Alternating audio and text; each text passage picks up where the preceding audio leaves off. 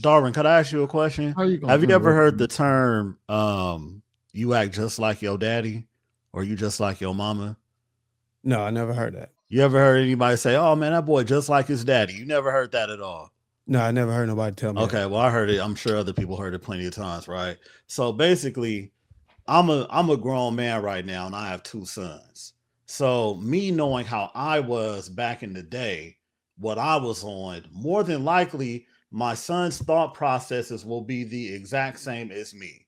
And since I went through that, more than likely I feel like they're gonna go through it too. Because when you have children, you start to see, you and them in everything, right? Like the way they talk, the way they think, all of that.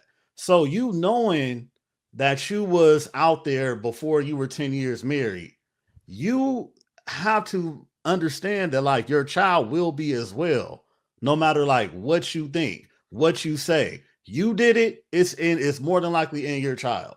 So what kind of conversation would you have with your child and be like, nah, don't do it? Or would you be like, I did it. Let me teach them how to navigate that inner drive in a different way because I know more than likely they're dealing with it and they're more than likely going to do it. Instead of being like, but because I feel like if you're not that way, you may be a naive parent. Well, I'll answer your Which question, and before I answer it, I will state this: my father thought the same thing your father thought, or you thought. My father, just not too long ago, I had a conversation with him.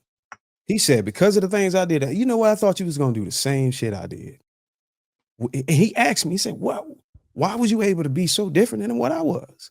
I said, because one of my best friends I played football with had principles, and he hung up in my face. But a week later, he called me. He called me and apologized. And he said, "You know what? I had sat down with my wife, and you know what I'm saying, it triggered me. It made me cry. But now I understand what you're saying." He said, "I wish it could have been me who taught that." And I said, "Dad, if it would have been you, I would have learned these things earlier. But I'm gonna forgive you. You know what I'm saying? Because now you understand. But it's important for me to be honest with you. I ran into a man who had principles, and he was able to get in front of the issues before I fell into those traps.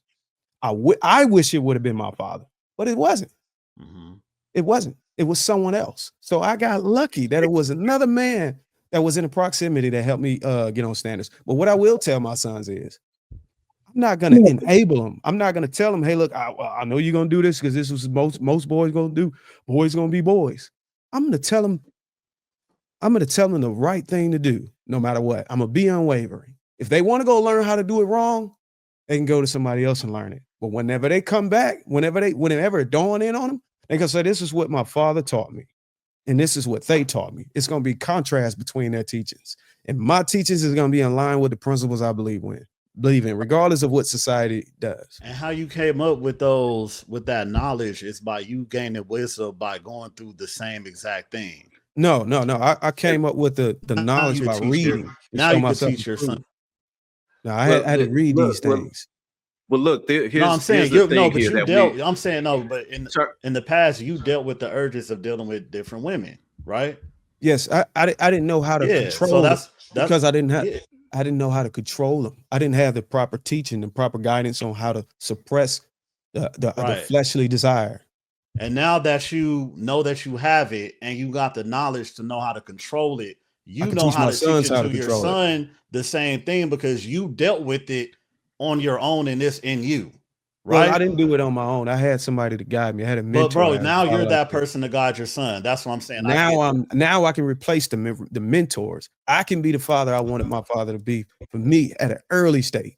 Yeah, but but it still passes down, and you're gonna give the wisdom to your son to learn how to navigate something that you've dealt with within yourself. Right, the same way Outlaw gave you the game. You get what I'm saying? Yeah. So he went through the sticker briars and all that shit for you, so that you don't have to. Right, and so if you think about it back then, right, when you were 18, 19 years old. Was there ever a time where you think somebody could have convinced you to not have sex? Was there ever a time where somebody... No, do you think someone can convince you at 18 to 19 years old not to have sex? Can somebody convince me not to? Yeah. And you would have did it. Well, You obviously, think you would have did it at 18, 19 years old? if they could convince me, you're basically saying that if they had the ability to convince me, I would concede. I'm saying, yeah. Bro, do you think that you were even convincible at But 18 and 19 years old, bro? I was sir, at 18. Hold on. At 18 years old, I think I was the most impressionable in my life. yeah. So that's what he's I had saying. no knowledge. I was a cup unfilled. Anything you taught me, anything I consumed would have an impact on my impressionability. It had something. It had a deep or a direct connection with what inspired me. Bro, you're clearly depending acting on how- like. I mean, come on, bro. We're Sir, That's sir, not fair. I feel like we we're gotta remember, being he said disingenuous he here. couldn't beat out my man from going to the club. So you got to remember who you talking to, Sherman. That's not fair. Well, No, hear me out, man. Hear me out. I feel like it seems like we really being disingenuous right now. So we all as men, as adult men, right? We all understand that if a smart man will learn from his mistakes, but a wise man will learn from others' mistakes. So if that's all that we're trying to preach here, that you don't have to go through what I went through in order to learn what I learned, and you can avoid all of the windy roads and the bushels and all the distractions and all the other shit, if you just simply listen to what it is, the gems that we're passing down to you, that's a part of being a leader.